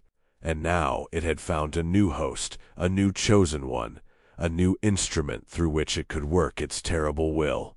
The question that hung in the frozen air between them was simple but devastating. Would they be able to stop it? Or would they be forced to watch as the curse consumed the entire realm, transforming it into a landscape of darkness and violence and endless hunger? Iris looked at Lucien, and he saw the moment when she made her decision. "I have to go," she said quietly. "I have to find whoever this is and stop them before the curse consumes them completely.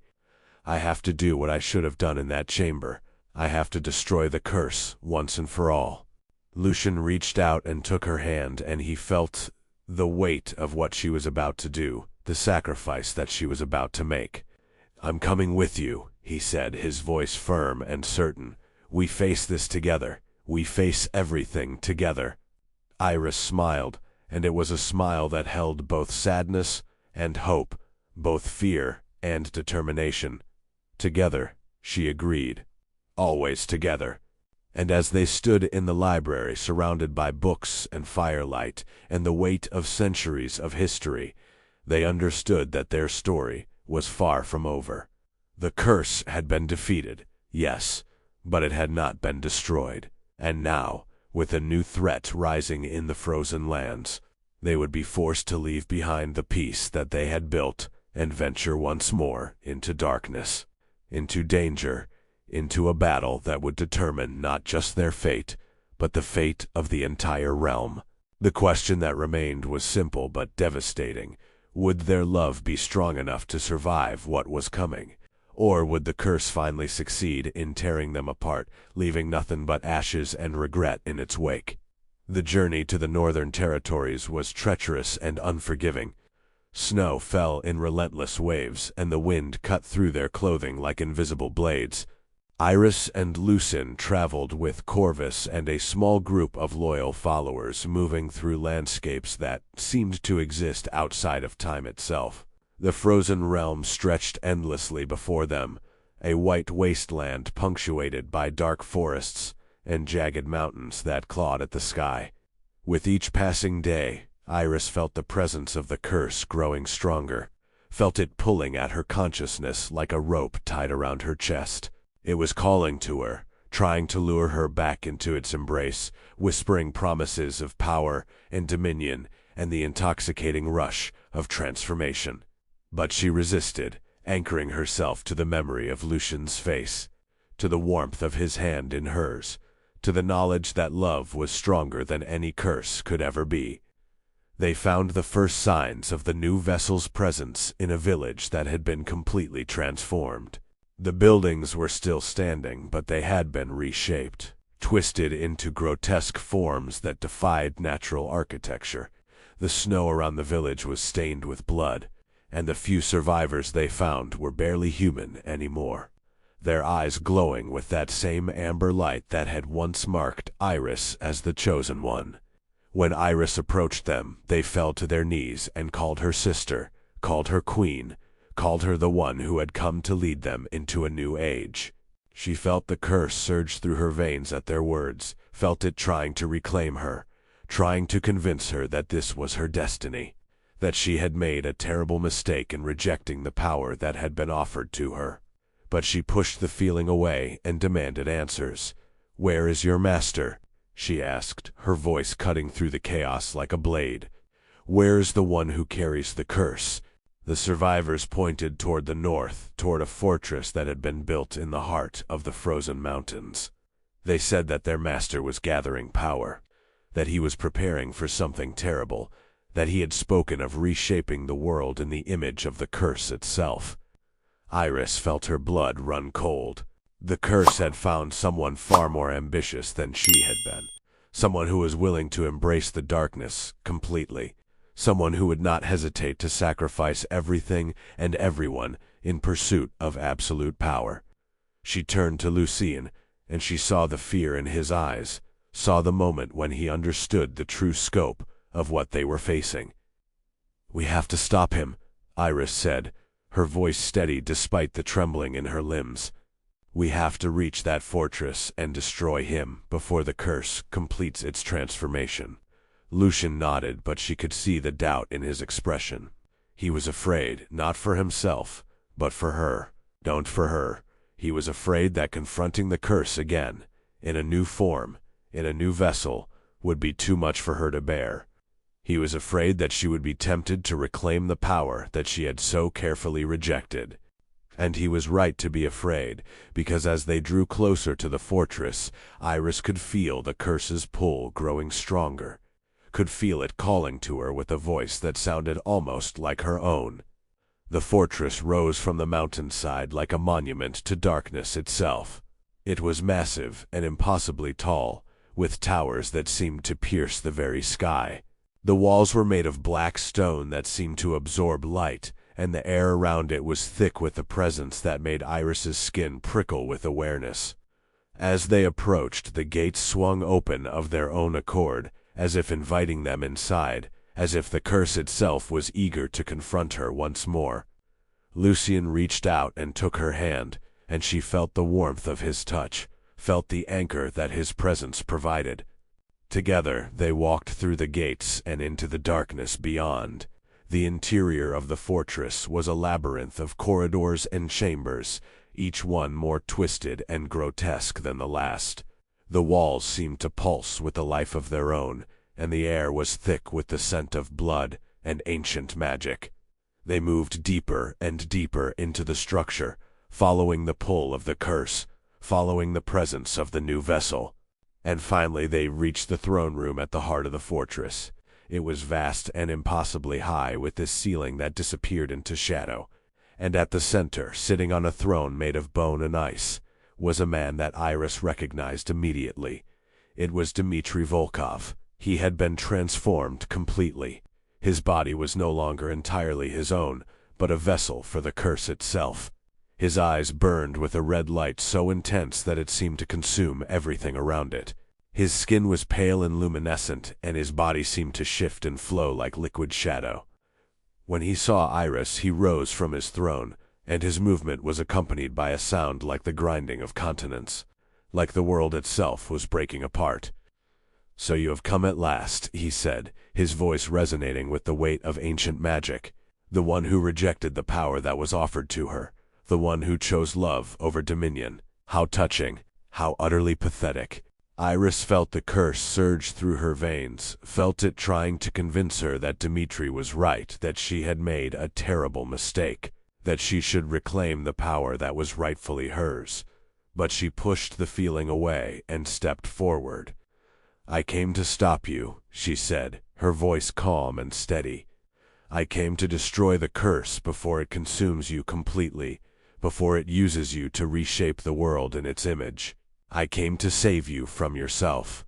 Dmitri laughed, and the sound was like thunder echoing through the mountains. "Save me?" he asked, his voice dripping with contempt. "You think you can save me? I am more powerful than you could ever imagine. I am the chosen one, the true vessel of the curse. I am the one who will reshape the world.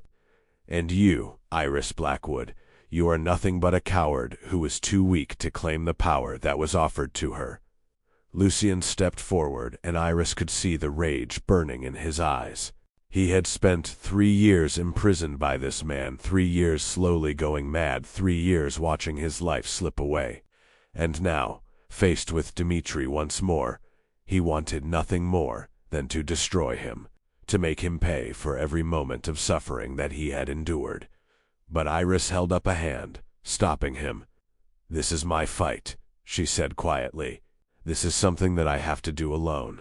Lucien looked at her and she saw the protest forming on his lips, but she shook her head.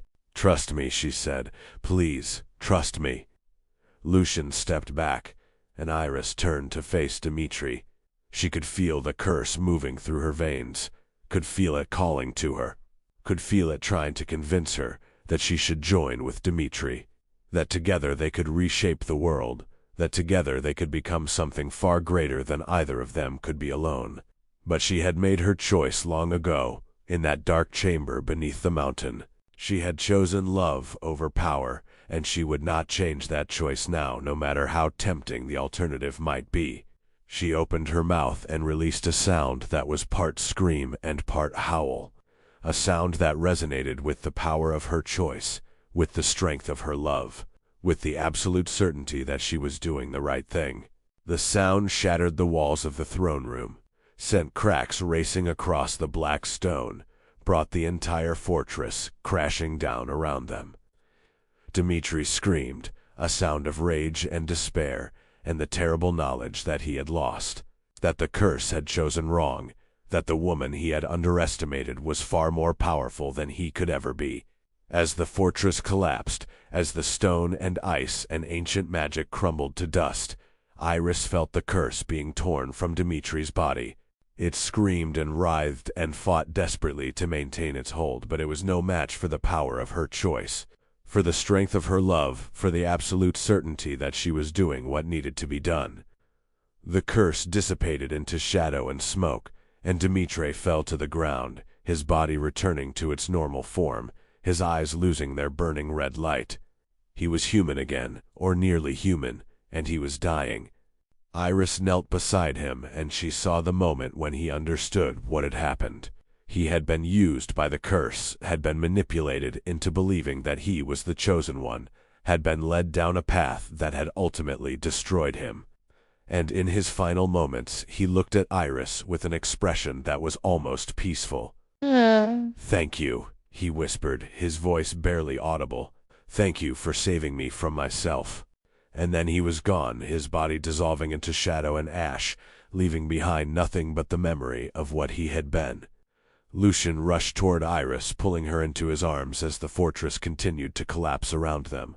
They ran through the corridors, through the chambers, toward the exit, toward the light. And as they burst through the gates and into the frozen night, the entire structure behind them crumbled to dust, the curse finally and completely destroyed. They collapsed in the snow, gasping for breath, their bodies trembling with the effort of what they had just accomplished. Iris looked up at Lucien, and she saw tears streaming down his face. "You did it," he whispered, pulling her close. "You destroyed the curse. You saved us all." But Iris knew that the victory was bittersweet. The curse was gone, yes, but at what cost? She had been forced to confront the darkness within herself, had been forced to choose between power and love, had been forced to accept that some choices could never be undone. She had saved Lucien, had saved Dimitri, had saved the entire realm from the curse's terrible hunger. But in doing so, she had also accepted that she would never be the woman she had been before. She would always carry the mark of the curse, would always feel the echo of its presence, would always know what it felt like to stand on the edge of godhood and choose to step back. As they lay together in the snow, watching the stars emerge from the darkness above them, Iris understood that their story was finally coming to an end. The curse was destroyed, the threat was gone, and now they could finally begin to build the life that they had promised each other, the life of love and peace, and simple human happiness that had seemed so impossible just weeks before. But she also knew that the scars of what they had endured would never fully heal, that the memory of the curse would haunt them forever, that the knowledge of what they had sacrificed would always be a weight that they carried together. The spring came to the frozen realm for the first time in centuries. The snow began to melt, revealing green grass beneath, and flowers bloomed in colors so vibrant that they seemed almost unreal after months of white and gray and shadow. Iris stood in the courtyard of Ashford Ranch, watching the transformation of the landscape, and she felt something shift inside her. The curse was truly gone now, destroyed completely, its presence erased from the world. But its mark remained woven into the very fabric of her being, a reminder of what she had endured, what she had sacrificed, what she had chosen. Lucien came to stand beside her, and she felt his arm slip around her waist, felt the warmth of his body against hers. They had survived. Against all odds, against the weight of ancient magic and terrible power, they had survived. And more than that, they had found something worth surviving for. The servants of Ashford Ranch had begun to rebuild. The damage from the curse's influence was being repaired. The twisted structures straightened, the blood-stained snow washed away by the melting ice. But more importantly, the people themselves were healing. The fear that had gripped them during the dark months was beginning to fade, replaced by a cautious hope that perhaps, finally, the nightmare was over. Margot had taken Iris under her wing, teaching her the skills of running a household, of managing the servants, of understanding the intricate dance of power and responsibility that came with being the lady of a great estate. And Iris had discovered that she had a gift for it, that she understood people in a way that transcended her supernatural nature, that she could lead not through fear or dominance, but through genuine care and compassion. One evening, as they sat together in the library, Lucien asked her a question that had been haunting him since the destruction of the curse. "Do you regret it?" he asked, his voice quiet but filled with a need to understand. "Do you regret giving up the power? Do you regret choosing me over godhood?" Iris considered the question carefully. She thought about the moment in that dark chamber when she had felt the full weight of the curse's power, when she had seen the vision of herself as a god, when she had understood what it would cost to claim that destiny. She thought about the hunger that had consumed her, the desperate need for more, the way the curse had tried to remake her into something that was no longer human. And then she thought about Lucien, about the warmth of his hand in hers, about the way he looked at her with absolute devotion and respect, about the life they were building together in the aftermath of darkness. "No," she said finally, and her voice was steady and certain. "I don't regret it. I regret the suffering that the curse caused. I regret the pain that you endured in that tower. I regret the lives that were lost because of the curse's hunger. But I don't regret my choice, because I understand now that power without love is just emptiness. I understand that being a god would have meant being alone forever, surrounded by worshippers but never truly known, never truly loved. And I would rather have you have a simple life filled with genuine connection than have all the power in the world and be utterly alone." Lucien pulled her close, and she felt him trembling against her. "I love you," he whispered, and the words carried the weight of centuries, the weight of everything he had endured, the weight of everything he had been given a second chance to experience. "I love you more than I have ever loved anything in my entire existence." Iris smiled, and she leaned forward and kissed him, and in that moment she felt the last remnants of the curse dissolve completely. It was gone, not just from her body, but from her consciousness, from her spirit, from every fiber of her being. She was free. They were both free.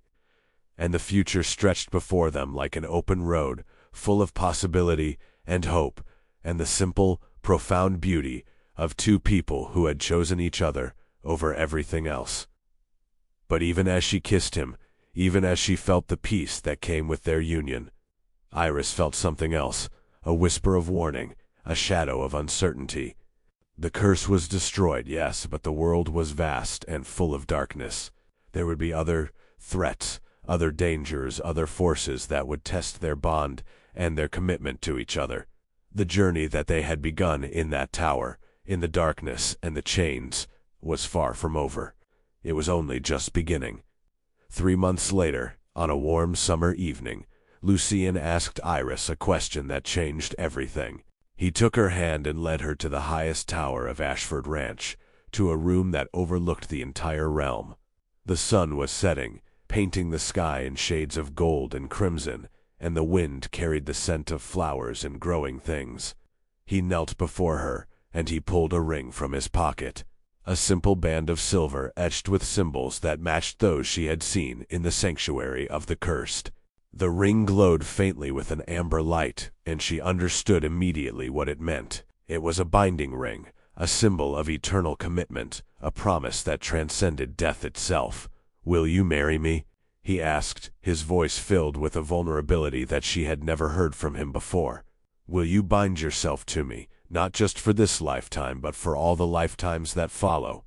Will you choose me every day for the rest of eternity?" Iris looked at the ring, and she thought about everything that had led to this moment. She thought about the tower, about the chains, about the curse that had brought them together.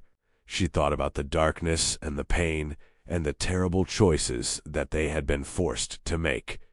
And she thought about the light that had emerged from that darkness, the love that had grown in the most unlikely of circumstances, the hope that had been born from despair.